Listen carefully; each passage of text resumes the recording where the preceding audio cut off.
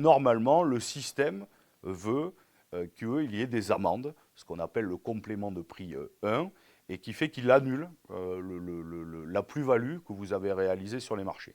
Pour la première fois, la Commission de régulation de l'énergie a au global sanctionné 72 acteurs alternatifs pour 1,6 milliard d'euros. C'est déjà un montant extrêmement élevé, surtout qu'on nous avait dit, et notamment le ministère de la Transition énergétique, que ce n'était pas possible de revendre sur les marchés. 1,6 milliard d'euros, c'est conséquent. Le problème, c'est que c'est de l'argent qui a été ponctionné à EDF au départ, au détriment des acteurs, des usagers, pardonnez-moi.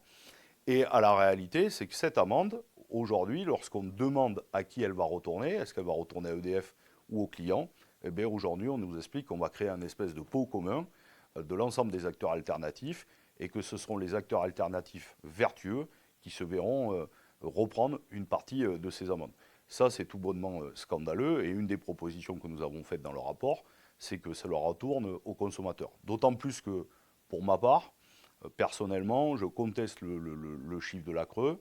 Je pense que c'est plus de 1,6 milliard d'euros qui a été pris par les acteurs alternatifs sur les marchés européens de l'énergie. Et je pense qu'on est à plus près de plusieurs milliards d'euros.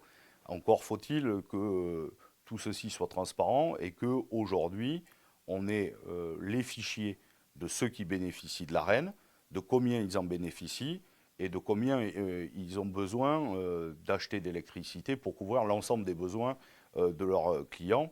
Et c'est là où on pourrait s'apercevoir, est-ce que l'Arenh et l'argent qu'ils collectent vont bien au profit des usagers ou dans les dividendes. Ce n'est pas le cas aujourd'hui. Il y a une grande opacité autour de la livraison de l'Arenh, de son montant, y compris du marché européen. Et donc c'est toute une question.